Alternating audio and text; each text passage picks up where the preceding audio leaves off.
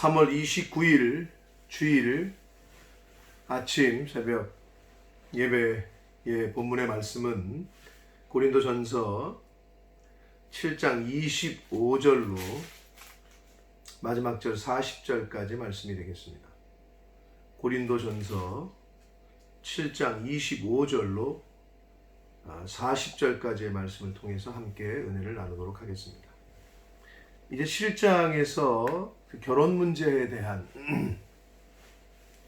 결혼 문제에 대해서 7장 1절 처음 서두에 시작을 하다가 17절로 24절까지 해서 조금 확대된 의미의 성도로서의 자세를 중간에 언급을 했습니다. 어제. 그리고 다시 25절로 마지막 절까지 해서는 이제 결혼 문제로 다시 돌아옵니다. 그래서 그 미혼자의 결혼 여부에 대한 구체적인 교훈을 하고, 그리고 과부의 재혼에 관한 교훈을 좀 구체적으로 설명을 하고 있습니다.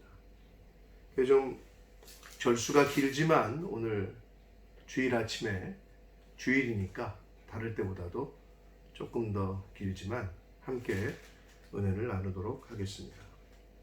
먼저 25절로 28절까지에서는 미혼자, 결혼하지 않은 사람의 결혼 여부에 관련한 바울의 개인적인 권면을 말씀을 하고 있습니다. 25절에 보시면 처녀에 대하여는 내가 주께 받은 계명이 없으되, 그러니까 없다는 말은 직접적인 예수님께서 하신, 가르쳐 주신 직접적인 언급이 가르침이 없다는 것을 말합니다. 그렇게 밝히면서 주의 자비하심을 받아서 충성스러운 자가 된 내가 의견을 말하노니, 이렇게 언급하고 있습니다. 어찌 보면 성경에, 오늘날로 말하면 성경에 정확하게 없는 것도 있는 것처럼 꾸며가지고 말하는 그 많은 사이비 이단들이 많은데, 바울은 아주 솔직하게 직접적인 계명, 가르침은 받지 못했다. 그러나 하나님 앞에서 또 예수 그리스도의 충성스러운 신실한 종인 내가 의견을 말한다 라고 솔직하게 언급을 하고 있습니다. 그러면서 26절에 내 생각에는 이라고 분명히 밝히고 있습니다. 자신의 생각이라고. 내 생각에는 이것이 좋으니 곧 임박한 환난으로 말미암아 사람이 그냥 지내는 것이 좋으니라 라고 말씀하고 있습니다. 우리 7장 그 앞에서도 어떻게 보면은 바울은 할 수만 있으면 결혼하지 않는 쪽으로 이렇게 더 우선하는 것으로 이야기를 합니다. 물론 결혼하는 것이 나쁘고 혼자 사는 것이 좋다 이런 의미는 아니고, 가능하다면 이라는 전제를 붙이는데, 여기서도 사람이 그냥 지내는 것이 좋다, 즉 결혼하지 않는 것이 좋다, 자신의 견해라고 밝히고 있습니다. 그러면서 이유를 곧 임박한 환난으로 말미암아 이라고 말씀하고 있습니다. 여기서 임박한이라고 하는 헬라어 원문의 원어의 직역은 현재, 지금 이런 뜻입니다. 그리고 또 하나 이중적인 의미가 있는데 가까운 장래에라는 의미가 있는 말입니다. 그러니까 이중적 의미가 있는데 지금이라는 뜻, 현재의 환난, 그리고 앞으로 다가올 환난, 이 이중적인 의미의 단어를 다 사용하므로, 그러니까 결혼을 하게 되면 사실 혼자의 몸보다는 여러 가지 어려움이 많잖아요. 또 고통을 당해도, 고난을 당해도 자기 혼자 받는 것보다는 가족들이 받는 경우가 있으면 더 힘들잖아요. 현재도 그렇고 그건 미래도 마찬가지입니다. 그래서 임박한 환난으로 말미암아 혼자 지내는 것이 좋다. 그러면서 이어서 얘기합니다. 27절, 네가 아내에게 매였느냐? 이 말은 너 결혼했느냐? 아내가 있느냐? 또 남편이 있느냐? 결혼했다면 노이기를 구하지 말라. 갈라쓰지 말라는 얘기예요. 그냥 그대로 지내라는 거예요. 반대로 아내에게서 놓였느냐? 즉 미혼이냐? 넌 결혼 안 했냐? 아내를 찾지 말라 라고 지금 있는 그 상태를 유지하라 라고 이야기를 하고 있습니다. 그러면서 28절을 보시면 그러나 장가 가도 죄 짓는 것이 아니요 처녀가 시집을 가도 죄 짓는 것이 아니로되 이런 이들은 육신의 고난이 있으리니 나는 너희를 아낀다. 여기서 좀 특이한 거는 왜 장가 가고 시집 가는 것, 왜 결혼하는 것을 죄 짓는 것이 아니다라고 얘기했을까? 그 말은 고린도 교회의 교인들이 결혼하는 것, 즉 장가 가고 시집 가는 것을 죄라고 여겼다는 것을 미루어 짐작할 수 있습니다. 그 당시에 고린도 교인들은 잘못된 그 사상들이 있었단 말이에요. 그러니까 잘못된 종말론적인 사고가 있었어요. 그래서 이미 이제 곧 종말이 올 거니까 뭐하러 장가가냐, 결혼하는 건 죄다, 이런 시각을 갖고 있었습니다. 그러나 바울은 분명하게 말씀을 합니다. 죄 짓는 죄가 아니다. 장가를 가는 것도 시집 가는 것도 죄가 아니다. 다만 육신의 고난이 있을 것이다. 그러니 나는 너희를 아끼는 마음으로, 아버지와 같은 마음으로 아끼니 그냥 지내는 것이 좋다라는 그 전제를 놓고 계속해서 권면을 하고 있습니다. 제가 좋아하는 철학자요 신학자 중에 베이컨이라는 분이 있는데, 이 베이컨이라는 분이 이런 얘기를 했습니다. 자녀가 있으면 자녀들로 인해서 노동하는 것, 즉 일하는 것, 밖에 나가서 열심히 일하는 것, 힘들지만 즐거움이 있다는 거예요. 자녀들로 인해서 노동이 즐거움으로 느껴지지만, 그러나 불행은 더욱 고통스럽게 다가온다 라는 말을 했어요. 맞는 말이죠. 여러분, 자식이 있어요. 그럼 내가 밖에서 힘든 일을 하더라도 자녀들에게 맛있는 거를 먹이고 좋은 걸 사주고 기쁨이 있어요. 그럴 땐 좋아. 그런데 고통의 시간을 견뎌야 될 때는 차라리 나 혼자였으면, 아이들이 또는 가족이 겪어야 될 고통 때문에 힘들단 말이에요. 그것을 베이컨이라는 철학자요 신학자가 이야기를 했습니다. 똑같아. 바울도 그러니까 고린도 교인들을 사랑하는 마음으로 장가가는 것도 시집가는 것, 즉 결혼하는 게 죄는 아니다. 그러나 나는 너희를 아낀다. 장가가고 시집 결혼하면 고난은 있을 것이다 라고 교훈하고 있습니다. 29절로 이제 31절에서는 이제 그 결혼 문제를 중심으로 살펴본 종말의 임박한 때를 살아가는 성도의 자세에 대해서 좀 언급을 하고 있습니다. 결혼과 관련시켜서 형제들아, 29절에 내가 이 말을 하노니 그때가 단축하여진 거로 이랬습니다. 여기서 그때라고 했을 때 때는 여러분이 혹시 잘 아시는 대로 이 헬라 문화권에서는 헬라어에는 두 가지의 때를, 시간을 가리키는 단어가 있어요. 그러니까 세상적인 시간, 우리가 1시, 2시, 3시 하는 그게 크로노스라는 단어고, 카이로스라고 쓰는 또 시간을 나타내는 단어가 있어요. 이거는 하나님의 시간을, 신적인 시간을 나타낼 때 카이로스라는 단어를 쓰는데, 여기서 그때가 단축하여진 거로 할 때의 때는 카이로스입니다. 카이로스를 쓰고 있다. 그럼 이 때가 어느 때냐? 여러 가지 학자들마다 해석하는 그 해석이 좀 있는데요. 어떤 분은 첫 번째로 이거는 당시 고린도 교인들이 당하고 있던 고난의 때, 환난의 때를 말하는 거다. 두 번째 해석은 아니다. 이거는 성도의 개인적인 종말, 즉 죽음을 나타내는 거다. 아니다. 세 번째 해석은 예수 그리스도의 재림 전에 종말의 그 때, 그 마지막 때 바로 그 직전에 그때를 얘기하는 거다. 근데 보편적으로는 세 번째 견해, 즉 예수 그리스도의 재림 전에 그 종말의 때가 단축해졌다라고 보는 것이 정통적인 해석입니다. 자, 그렇게 봤을 때 예수 그리스도께서 재림하시는 그 종말의 때가 이제 가까워진 거로 이후부터 안에 있는 자들은 없는 자같이 하며 우는 자들은 울지 않는 자같이 하며. 비유를 듭니다. 네 가지 비유를 듭니다. 안에 있는 자들, 우는 자들, 다섯 가지네요. 안에 있는 자들, 우는 자들, 기쁜 자들, 매매하는 자들, 세상 물건을 쓰는 자들. 이건 마지막 이제 종합적으로 얘기를 하고 있는 거긴 하지만, 자, 안에 있는 자들은 결혼한 사람은 없는 자같이 하라는 거예요. 우는 자들은, 슬픔에 빠져 있는 사람은 울지 않는 자같이 하라는 거예요. 기쁜 자들은 기쁘지 않은 자같이, 매매하는 자들은, 즉 물질의 이 비즈니스를 하는 사람들은 없는 자같이 하라는 거예요. 돈 있는 사람들은, 돈을 벌어들이는 사람들은 없는 자같이 하라는 거예요. 그리고 세상 물건을 쓰는 자들은 다 쓰지 못하는 자같이 하라라고 이야기를 하고 있습니다. 왜?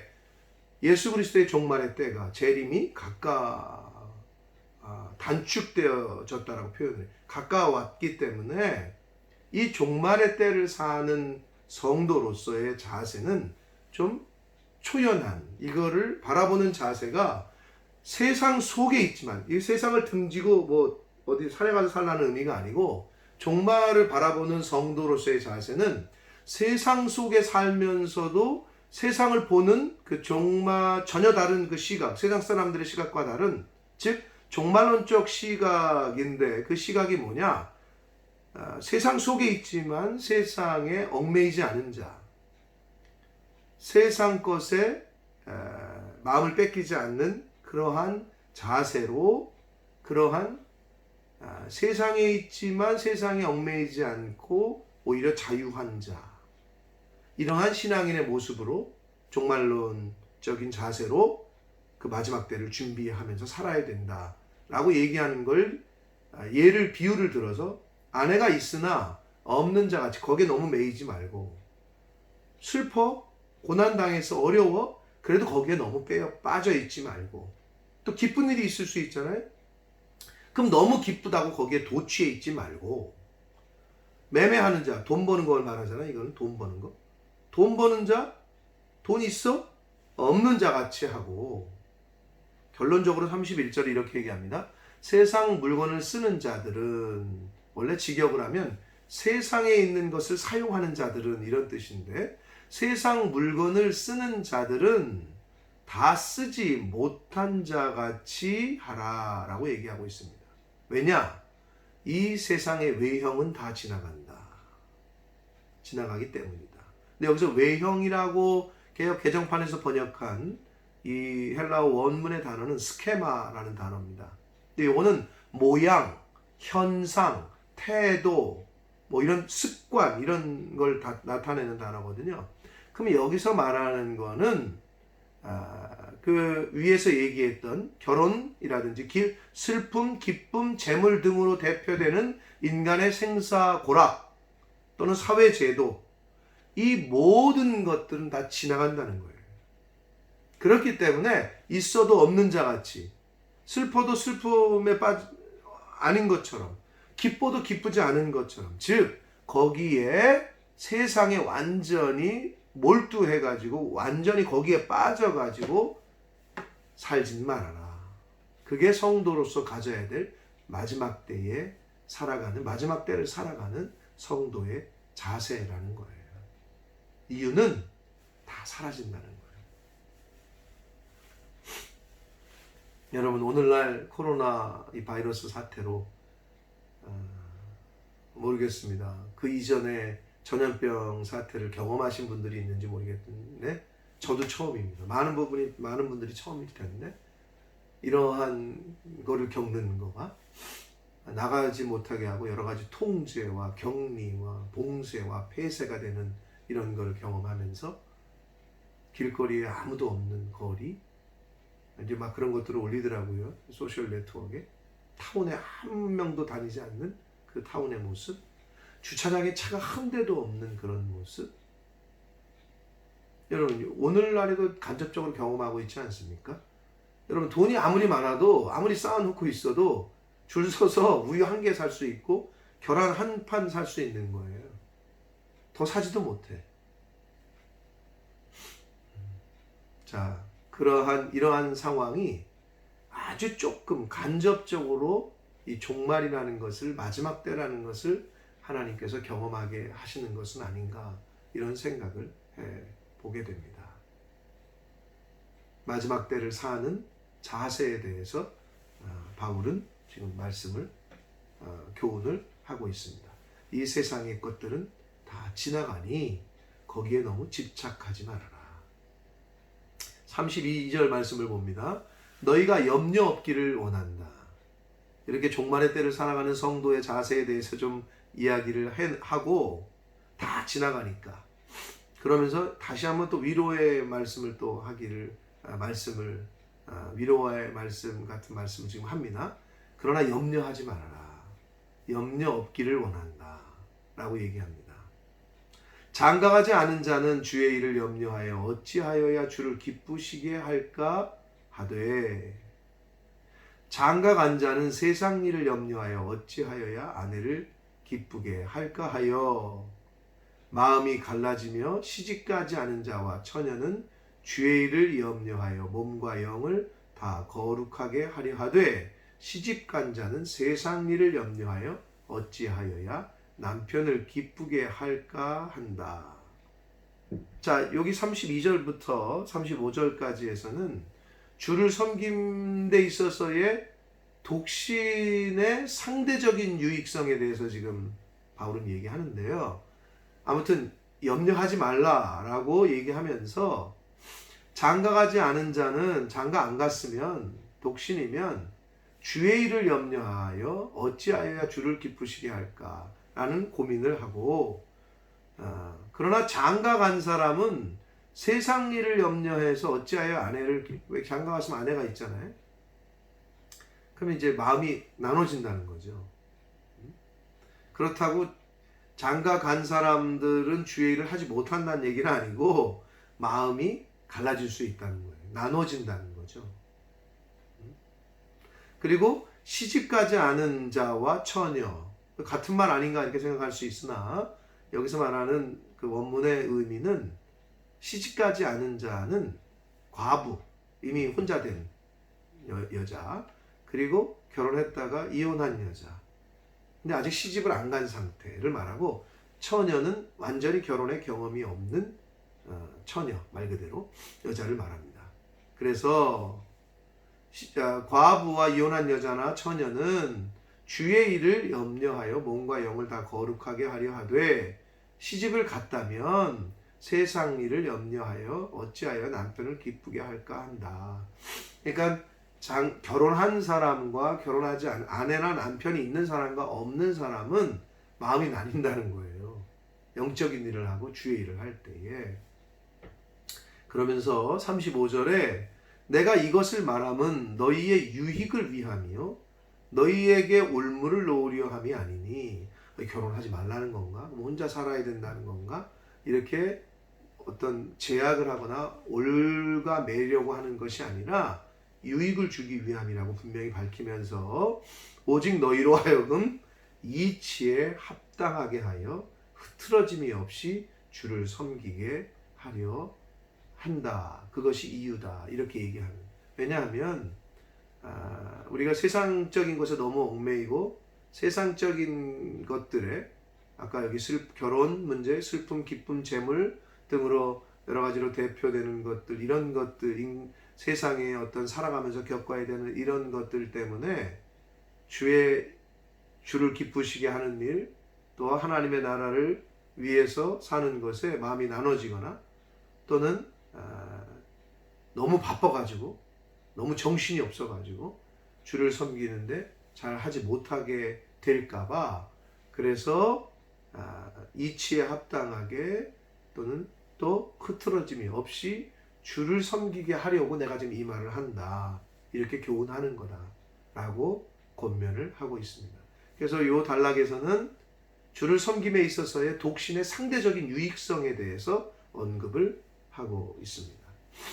자, 36절로 38절까지에서는 이제 혼기가 찬, 이제 결혼할 나이가 먹은 딸을 둔 부모에 대한 권면을 굉장히 좀 자세하게 구체적으로 요 7장 후반부에서 얘기하고 있는데요. 36절과 38절에서는 혼기가 이제 나이가 찬 시집을 가야 되는 딸을 둔 부모에 대한 권면입니다.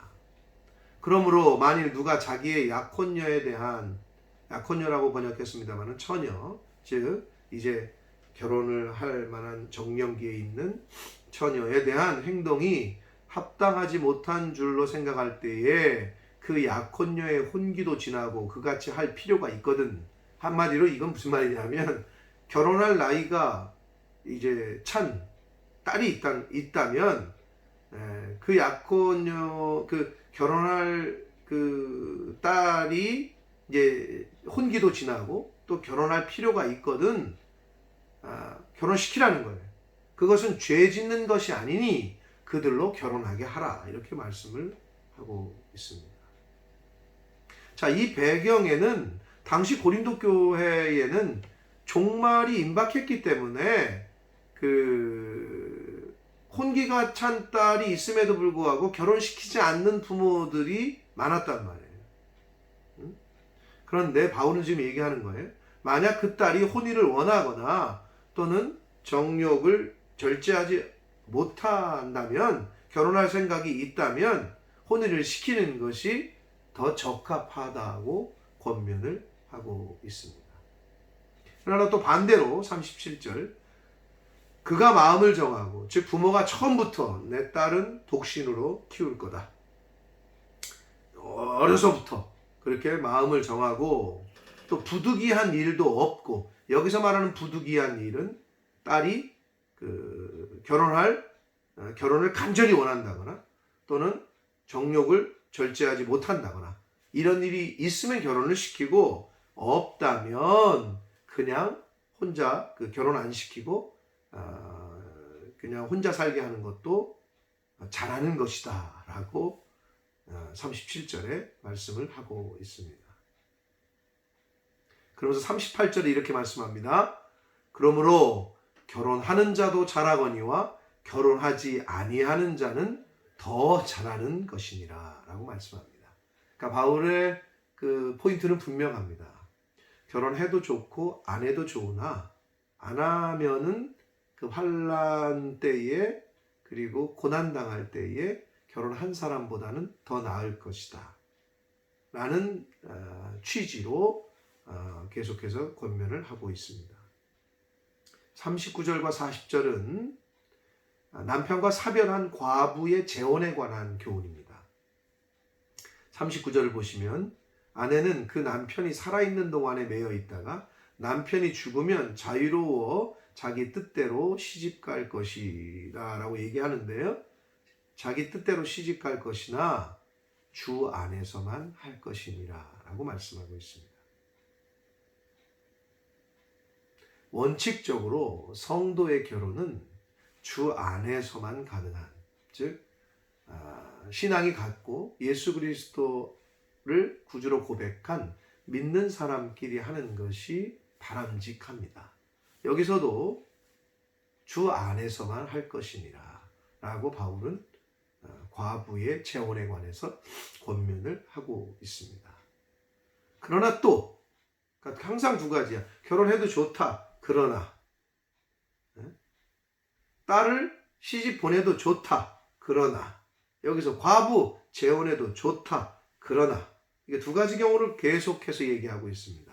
그러나 내 뜻에는 그냥 지내는 것이 더욱 복이 있다고 생각한다라고 바울은 권면합니다. 그러면서 마지막에 나도 또한 하나님의 영을 받은 줄로 생각하노라. 이 말씀이 조금 그냥 보기에 이게 좀 생뚱맞은 말씀 같은데 이건 무슨 말이냐면 당시에 고린도 교회의 교인들 중에 나 성령, 하나님의 영으로 성령 받았다. 결혼 안 시키는 게 맞다. 나 성령 받았다. 결혼하는 게 좋다. 이게 자기가 하나님에게 계시를 받았다고 성령 받았다고 하면서 자신들의 의견을 피력하는 사람들이 많았었던 것 같습니다. 그래서 바울이 나도 역시 하나님의 영을 받은 내가 또 앞에 5절에 서두에 얘기한 대로 충성스러운 자가 된 내가 의견을 말한다. 하나님 앞에서 충성스럽고 하나님의 영을 받은 바울인 내가 지금 얘기한다라고 교훈을 하고 있습니다. 어찌 보면 당시에 고린도 교인들이 자신들의 의견을 합리화시키기 위해서 성령 받았다구나, 계시 받았다고 라고 하는 것에 대한 어떻게 보면은 그렇게 얘기하는 사람들을 이렇게 돌려서 나 또한 나는 하나님의 영을 받은 줄로 생각한다 라고 바울은 이야기를 하고 있습니다. 그러므로 이 결혼 문제에 대한 또 독신 문제, 과부의 재혼, 이혼, 고린도 교회에 여러 가지 문제들이 많이 있었나 봐요. 그래서 바울에게 계속 질문을 했던 것 같습니다. 근데 큰 틀 안에서는 정리하자면 결혼을 해도 결혼한 대로 지내고 안 했으면 또 하나님의 부르심이 독신이라면 그대로 지내고, 그러나 분명한 것은 결혼을 하게 되면 물론 책임이 따르고 그 베이컨의 말처럼 불행이나 고통이 왔을 때 더 크죠. 자녀들이, 가족이 겪어야 될 고통이 분명히 있긴 하죠.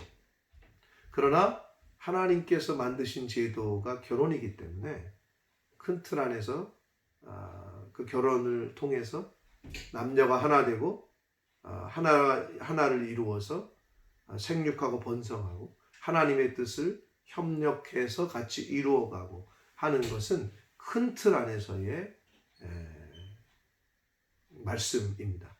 그래서 우리는